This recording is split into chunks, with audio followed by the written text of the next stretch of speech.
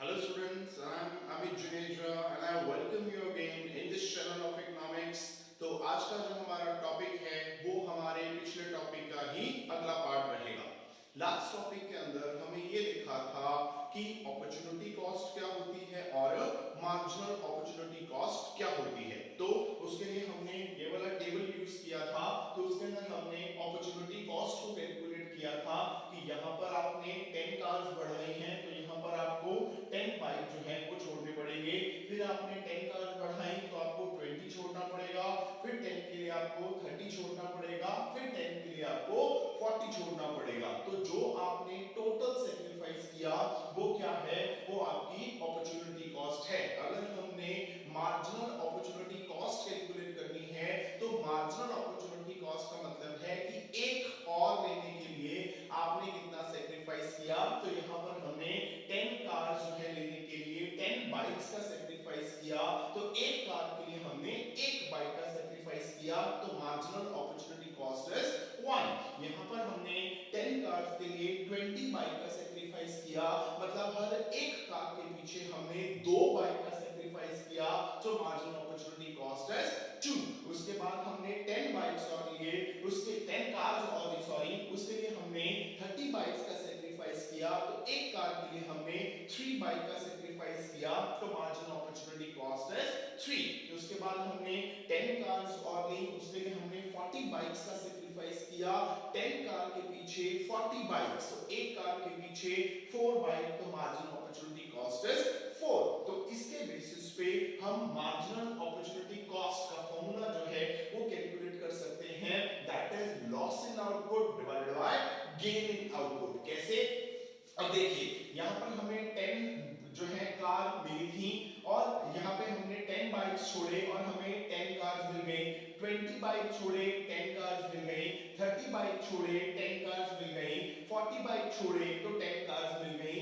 मतलब जो हमने सेक्रीफाइस किया, हमने जो हमारा लॉस इन आउटपुट हुआ उसको हमने न्यूमरेटर के अंदर रखना है और जो हमारा गेन इन आउटपुट है, हर बार हमारी 10 कार्स जो है वो इंक्रीज हो रही है, उसको हमने डिनोमिनेटर में रखना है। अगर आपको ऐसे ना याद रहे, एक तरीका और भी है और वो ये है कि आपने कार की प्रोडक्शन को बढ़ाना है तो उसके लिए आपको बाइक से रिसोर्सेज निकाल के कार पे लगाने पड़ेंगे। तो पहले क्या होगा, पहले बाइक से रिसोर्सेज निकलेंगे तो बाद में जाके कार पे लगेंगे।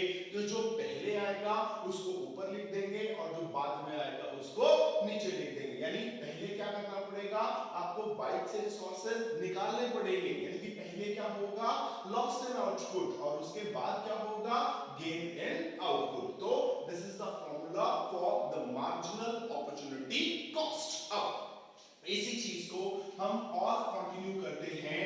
अगर हम एक प्रोडक्शन पॉसिबिलिटी कर्व बनाएं, हम यहां पर 2 प्रोडक्शन पॉसिबिलिटी कर्व्स बना देते हैं। डिफरेंस ये रखेंगे कि दोनों के अंदर हम दोनों जो प्रोडक्शन पॉसिबिलिटी कर्व हैं उनकी स्लोप जो है वो अलग अलग बनाएंगे। तो वैसे ही एक्स एक्सिस पे गुड x ले लिया, y एक्सिस पे गुड y ले लिया। तो इसके बिल्कुल पैरेलल हम एक प्रोडक्शन पॉसिबिलिटी कर्व जो है वो और बना देते हैं। जैसे ही यहाँ पे गुड x रहेगा और यहाँ पे गुड y रहेगा। तो आप ध्यान से देखिए, एक प्रोडक्शन पॉसिबिलिटी कर्व ये जा रही है a b और एक प्रोडक्शन पॉसिबिलिटी कर्व जो है वो ये जा रही है a b। तो आपको दिखाई दे रहा है कि दोनों की स्लोप जो है वो क्या है, वो डिफरेंट है। अब किसकी स्लोप ज्यादा है, अगर आपको इसका पता लगाना है, आमतौर पे ये कंफ्यूजन हो जाती है कि दोनों कर्व्स में से स्लोप किसकी ज्यादा है। तो किसकी स्लोप ज्यादा होगी, इसका एग्जांपल हम छोटे बच्चों जो हैं वो जो स्विंग लेते हैं उससे हम ले सकते हैं। अगर सपोज कीजिए कि एक बच्चा जो है वो ऐसे बैठ जाता है और एक उसका झूला जो है कुछ इस तरह से है और एक जो है वो इस तरह से है।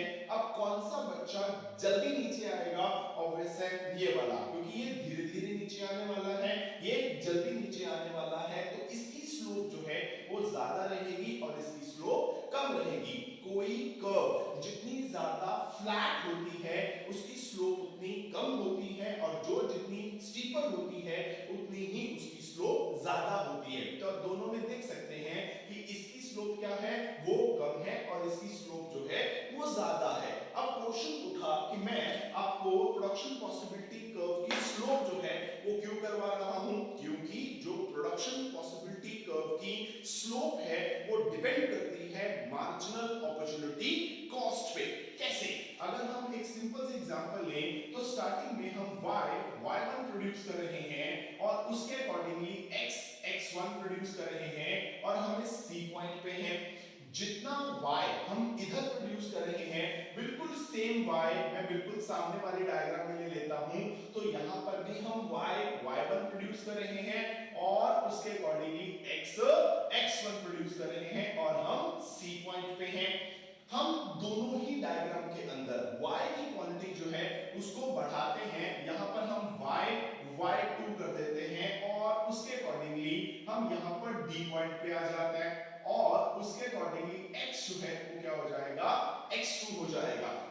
जितना y इधर बढ़ाया सेम उतना y हम इधर बढ़ा लेते हैं और इधर हम x पे यहां पर x2 पे आ जाते हैं और उसके अकॉर्डिंगली हम यहां पे D पॉइंट पे आ जाते हैं। अब ध्यान से देखिए कि दोनों के अंदर मैंने y की क्वांटिटी जो है वो सेम बढ़ाई, पर यहां पर x मैंने इतना सैक्रिफाइस किया है और यहां पे इतना किया है, तो यहां पर x हमने कम सैक्रिफाइस किया है और यहां पे हमने x ज्यादा सैक्रिफाइस किया है। इसका मतलब इसकी मार्जिनल अपॉर्चुनिटी कॉस्ट जो है वो क्या रहेगी, ज्यादा रहेगी, इसकी मार्जिनल अपॉर्चुनिटी कॉस्ट कम रहेगी। तो जो आपकी प्रोडक्शन पॉसिबिलिटी कर्व है, the slope of production possibility curve depends upon the marginal opportunity cost. अब सोचिए हमने कहा कि जो स्लोप ऑफ पीपीसी है वो किस पे डिपेंड करती है, वो डिपेंड करती है मार्जिनल अपॉर्चुनिटी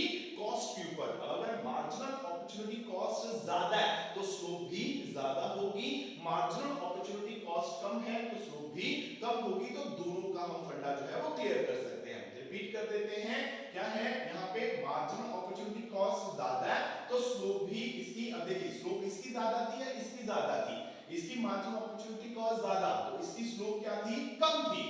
इसकी मार्जिनल अपॉर्चुनिटी कॉस्ट क्या है, कम है, तो इसकी स्लोप क्या है, ज्यादा है। तो मार्जिनल अपॉर्चुनिटी कॉस्ट का स्लोप के साथ क्या होता है, नेगेटिव रिलेशन जो है वो हुआ करता है। मार्जिनल अपॉर्चुनिटी कॉस्ट जो है वो अगर ज्यादा होगी तो स्लोप कम होगी, मार्जिनल अपॉर्चुनिटी कॉस्ट कम होगी तो स्लोप ज्यादा होगी।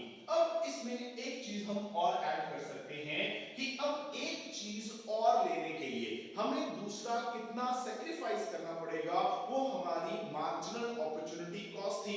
हमने जब टेबल बनाया था उसके अंदर हमने ये कहा था कि टोटल हमारे पास 500 लोग हैं और अगर हमने 10 कार्स बनानी है तो 10 कार्स बनाने के लिए हमें 50 लोग जो हैं उधर मूव कराने पड़ेंगे।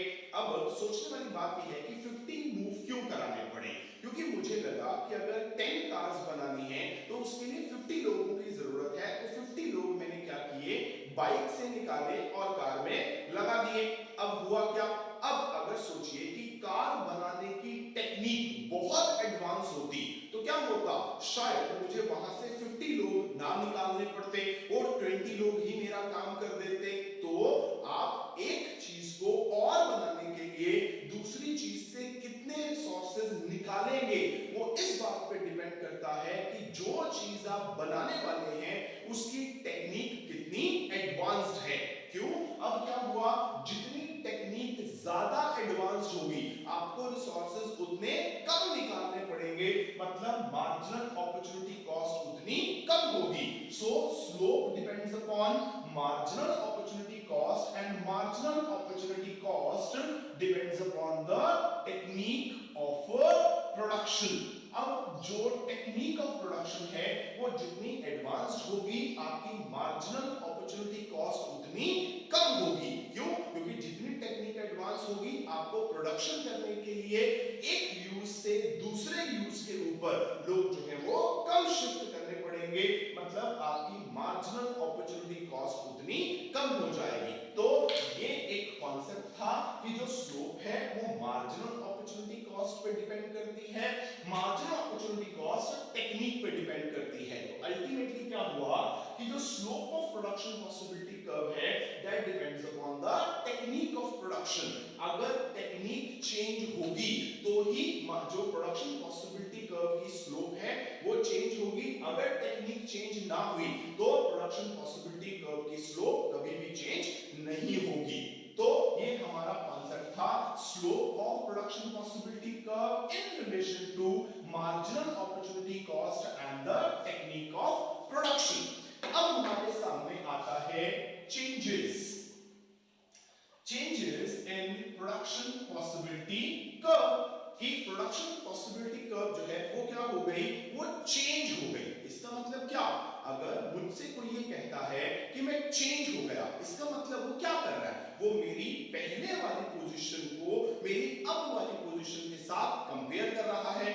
अगर हम चेंज इन पीपीसी की बात करते हैं तो उसमें क्या होगा, उसमें ये होगा कि हम सबसे पहले अपनी एक इनिशियल पीपीसी बनाएंगे, फिर उसके बाद एक और पीपीसी बनाएंगे और ये कहेंगे कि जो अब वाली पीपीसी है वो पहले वाली पीपीसी से डिफरेंट है। इसका मतलब हमारी प्रोडक्शन पॉसिबिलिटी कर्व चेंज हो गई है। मतलब अगर हम चेंज इन पीपीसी की बात करते हैं तो उसमें हम जितनी भी डायग्राम्स बनाएंगे उन सारी डायग्राम्स के अंदर एक चीज कॉमन रहेगी और वो ये रहेगी कि हर एक डायग्राम के अंदर हम दो पीपीसी बनाएंगे।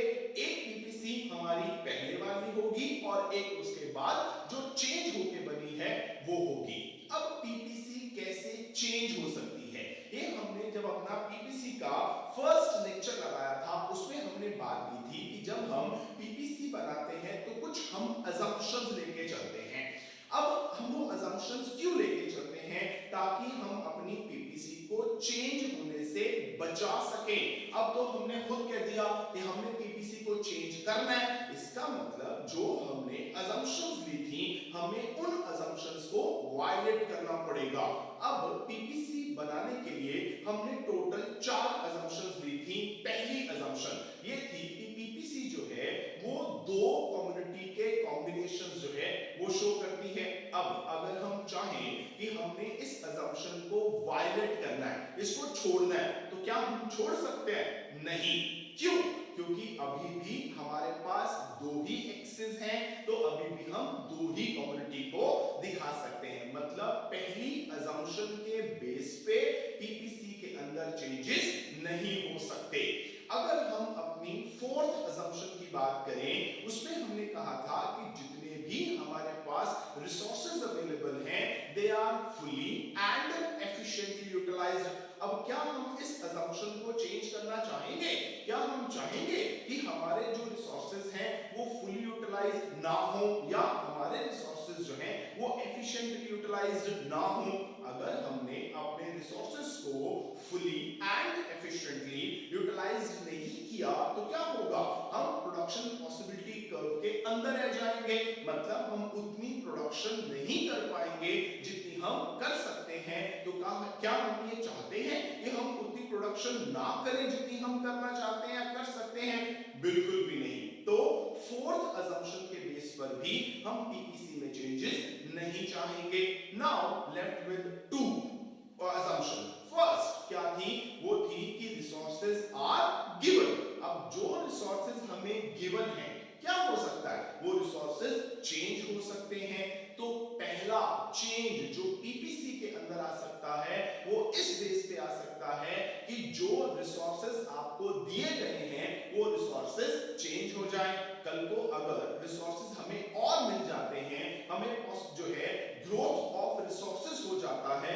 तो क्या हम ये नहीं चाहेंगे कि ग्रोथ ऑफ रिसोर्सेज हो? हम बिल्कुल चाहेंगे।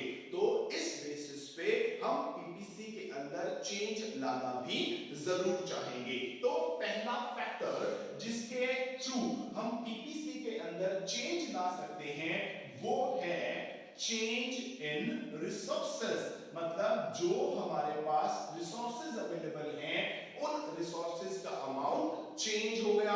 अब जब हम ये वर्ड यूज करते हैं कि रिसोर्सेज का अमाउंट चेंज हो गया है तो उसमें दो ऑप्शंस आते हैं। पहला कि जो रिसोर्सेज हैं वो बढ़ भी सकते हैं और जो रिसोर्सेज हैं वो कम भी हो सकते हैं। जैसे अब रिसोर्सेज बढ़ेंगे कैसे, मानो गवर्नमेंट कोई नया रिसोर्स ढूंढ लेती है बढ़ सकते हैं, कम कैसे हो सकते हैं? फॉर एग्जाम्पल फ्लड्स आ जाए, फॉर एग्जाम्पल अर्थक्वेक आ जाए या कोई नेचुरल कैलेमिटी आ जाए, तो उसके करके जो हमारे पास रिसोर्सेज हैं वो पहले से कम भी हो सकते हैं। अगर रिसोर्सेज बढ़ जाएंगे, now we are in a position to produce more goods, and if the resources are decreased, then we are not in a position to produce as much of goods जो हम पहले प्रोड्यूस कर रहे थे। now हम पहले से क्या करेंगे, कम प्रोड्यूस कर पाएंगे। तो हम दोनों पॉसिबिलिटीज को जो है वो डायग्राम के थ्रू दिखाने वाले हैं।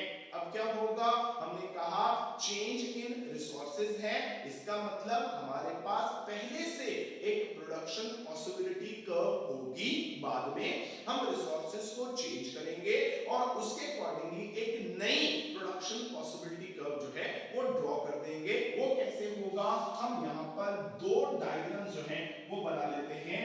तो दोनों डायग्राम के अंदर x एक्सिस पर कॉमोडिटी x ले लेंगे और y एक्सिस पर कॉमोडिटी y ले लेंगे और उसके अकॉर्डिंगली हम अपनी एक production possibility curve a b जो है वो बना लेंगे। बिल्कुल इसके साथ हम एक डायग्राम और बना लेते हैं। यहां पर भी x एक्सिस पर कॉमोडिटी x हो जाती है और y एक्सिस पर कॉमोडिटी y हो जाती है और इसके अकॉर्डिंगली हमारी पीपीसी ए बी जो है वो बन जाती है। जो ये मैंने पीपीसी बनाई है ये क्या है, ये हमारी इनिशियल पीपीसी है जो स्टार्टिंग में हमें गिवन है। अब हुआ क्या, फर्स्ट डायग्राम के अंदर हम केस लेने वाले हैं कि जो रिसोर्सेज हैं वो पहले से बढ़ गए हैं और सेकंड डायग्राम के अंदर क्या हो गया है, जो रिसोर्सेज हैं वो पहले से कम हो गए हैं। अब अगर रिसोर्सेज बढ़ जाएंगे तो सपोज कीजिए कि यहां पर एक सी पॉइंट है।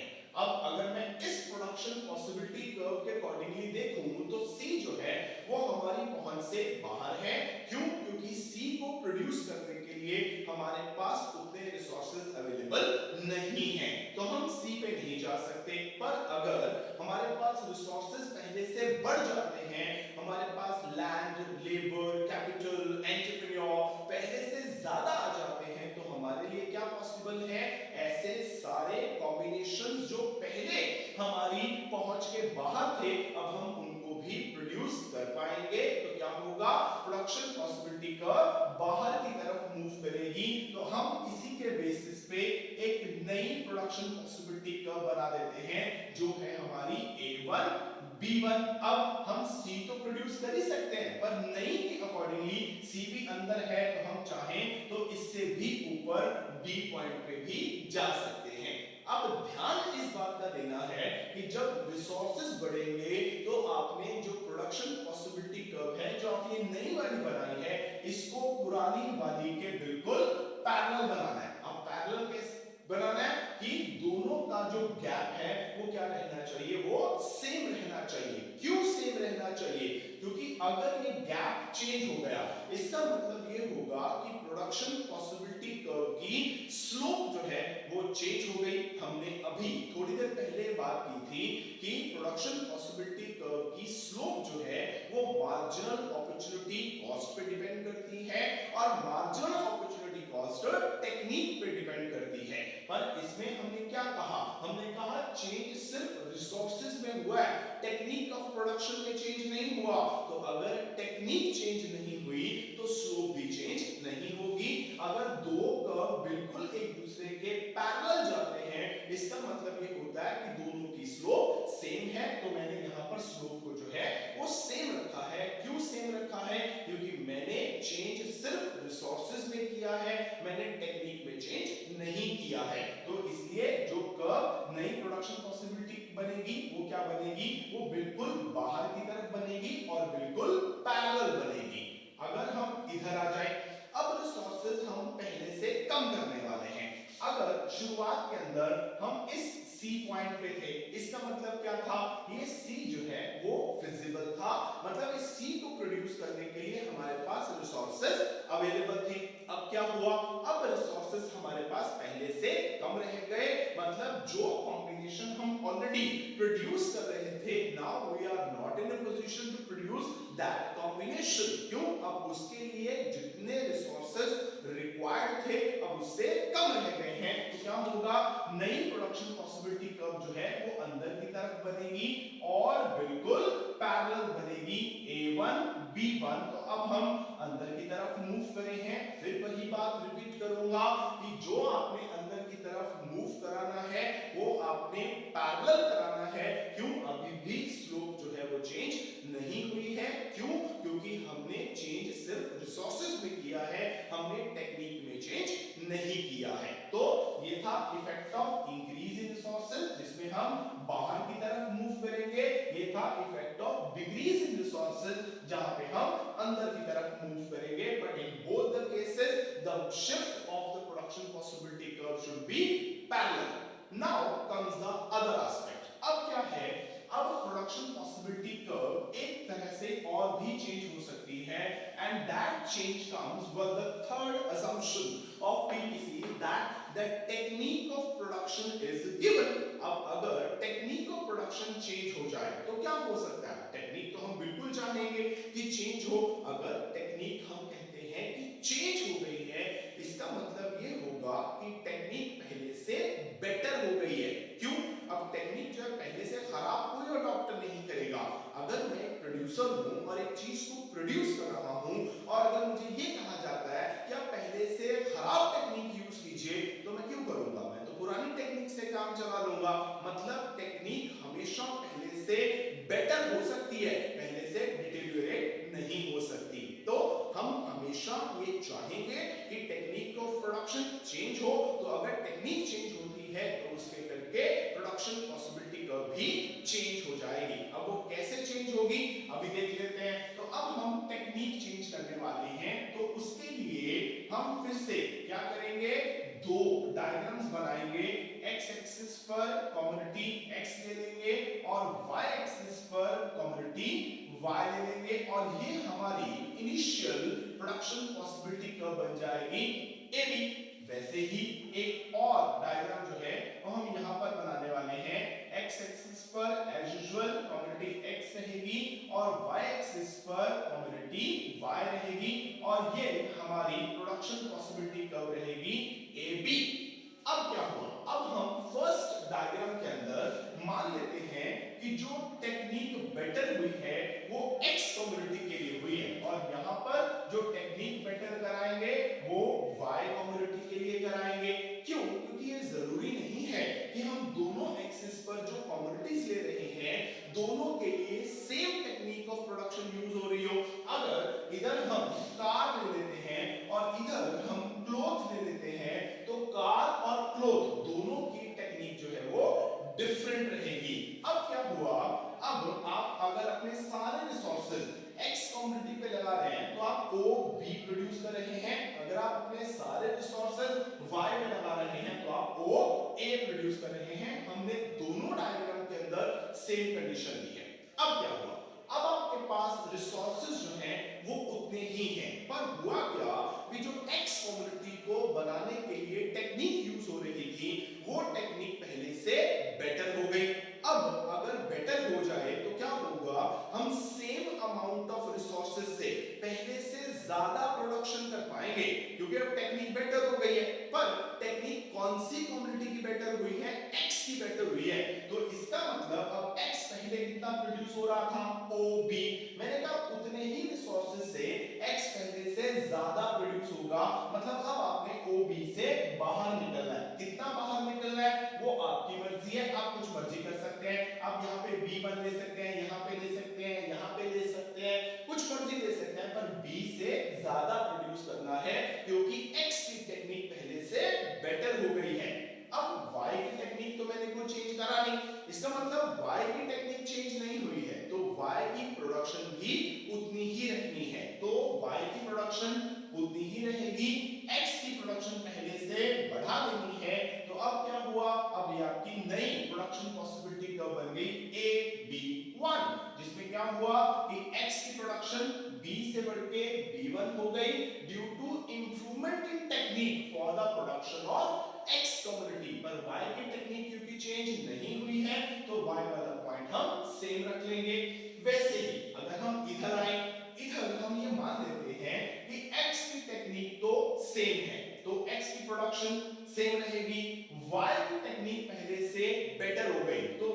प्रोडक्शन पहले से बढ़ जाएगी। अभी प्रोडक्शन y की हो रही है OA, अब हमने y की प्रोडक्शन पहले से ज्यादा करानी है, तो ज्यादा करानी है तो OA से बाहर निकलना पड़ेगा, तो निकलना पड़ेगा तो x वाला पॉइंट हमने सेम रख लेना है, तो ये बन जाएगी आपकी A1B। तो ये था अगर x की टेक्निक बेटर होती है, ये था जब y की टेक्निक बेटर होती है। थर्ड ऑप्शन में हम ले सकते हैं कि जब दोनों कम्युनिटी की टेक्निक पहले से बेटर हो जाए। अब ऑप्शन क्या रहेगा, तो अब दिमाग में आएगा कि दोनों एक्सिस में सेम बाहर निकल जाएगी, पर मैंने ये तो कहा नहीं कि दोनों की टेक्निक जो है वो इक्वल बेटर हुई है। अब इसमें हम तीन ऑप्शंस जो है वो लेके चलेंगे और तीन ऑप्शंस के लिए हम तीन डायग्राम जो है वो बनाने वाले हैं। यहाँ पर कम्युनिटी x एज यूजुअल, यहाँ पर कम्युनिटी y और उसके अकॉर्डिंगली हमारी प्रोडक्शन पॉसिबिलिटी कर्व AB। तो यहाँ पर हम दूसरी डायग्राम बना लेते हैं, यहाँ पर कम्युनिटी x, यहाँ पर कम्युनिटी y और उसके अकॉर्डिंगली हमारी प्रोडक्शन पॉसिबिलिटी कर्व AB। और this is our third diagram which is community x, community y and this is our production possibility curve AB। तो ये हमारी तीन इनिशियल प्रोडक्शन पॉसिबिलिटी कर्व जो हो गई। अब मैंने कहा कि दोनों की टेक्निक पहले से बेटर हो गई है, इसका मतलब अब दोनों की प्रोडक्शन पहले से बढ़ने वाली है, पर मैंने ये तो नहीं कहा कि दोनों की इक्वल बेटर हुई है। अब अगर मैं डायग्राम कुछ इस तरह से बना दूं, now look at this, this is A1 B1। अब x की प्रोडक्शन भी पहले से बढ़ गई तो y की प्रोडक्शन भी पहले से बढ़ गई, बट y की प्रोडक्शन कम बढ़ी, x की प्रोडक्शन ज्यादा बढ़ी। इंप्रूवमेंट दोनों की टेक्निक में हुआ है, पर जो x की टेक्निक थी वो बेटर जो हुई है वो ज्यादा हुई है। y की भी बेटर हो गई है पर उतनी बेटर नहीं हो पाई, तो y की प्रोडक्शन थोड़ी सी बढ़ेगी, x की प्रोडक्शन ज्यादा बढ़ जाएगी। अगर हम डायग्राम कुछ इस तरह से बना दें, now look at this one, A1 B1। अब y की प्रोडक्शन भी बढ़ी, x की प्रोडक्शन भी बढ़ी, इसका मतलब टेक्निक दोनों की बेटर हुई है। पर अब यहाँ इस केस में जो y की टेक्निक है वो ज्यादा बेटर हुई है, x की टेक्निक कम बेटर हुई है। अगर दोनों की इक्वल बेटर हो जाए तो क्या होगा, दोनों एक्सिस की तरफ हम इक्वल बाहर निकलेंगे। सो दिस इज A1 B1। तो ये हमारे पास तीन ऑप्शंस हो जाते हैं जब दोनों कम्युनिटी की टेक्निक पहले से बेटर हो जाती है। So this is all about our production possibility curve.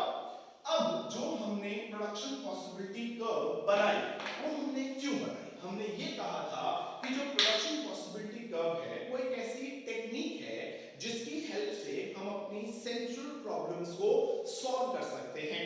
कैसे, अगर हम एक प्रोडक्शन पॉसिबिलिटी कर्व बना लें, फिर से यहाँ पर हम कम्युनिटी x और यहाँ पर हम कम्युनिटी y ले लें और ये हमारी प्रोडक्शन पॉसिबिलिटी कर्व है AB।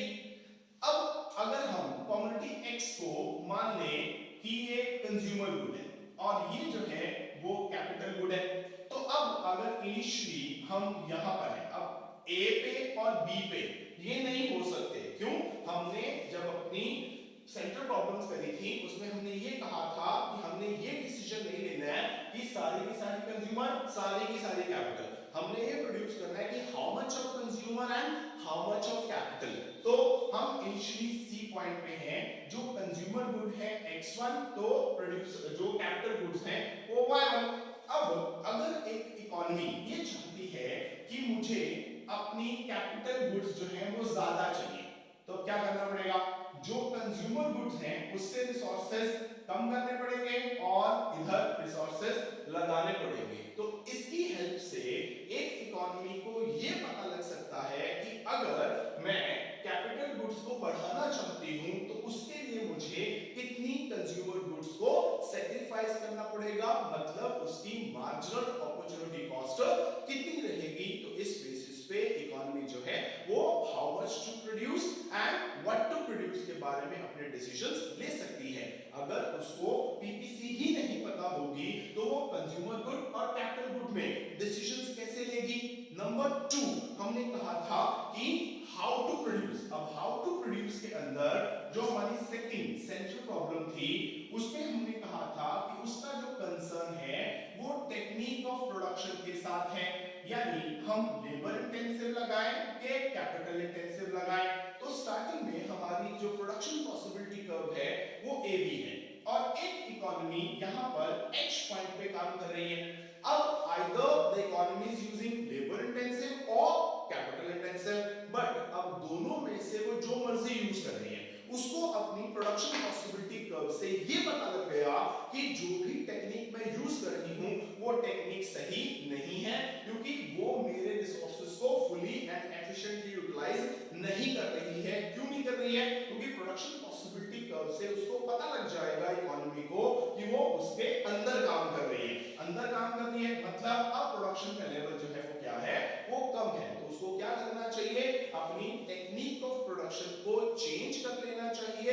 तो चेंज करके उसकी ट्राई क्या रहेगी कि अगर यहाँ पे y y1 और x x1 है, सो वो ये कर सकती है कि अब कम्युनिटी x के लिए टेक्निक चेंज कर ले। उसमें क्या होगा कि y की प्रोडक्शन सेम रहेगी, तो अगर x की टेक्निक बेटर हो जाती है तो x बढ़ के x2 हो जाएगा और वो C पॉइंट पे आ जाएगी। मतलब y में नुकसान नहीं हुआ, x पहले से ज्यादा बन गया, तो overall level of goods and services in the economy बढ़ जाएगा। या क्या कर सकती है, वो h से इस d पॉइंट पे मूव कर सकती है, जिसमें क्या होगा x उतना ही रहेगा और y पहले से ज्यादा हो जाएगा, तो इससे भी overall level of production in the economy बढ़ जाएगा।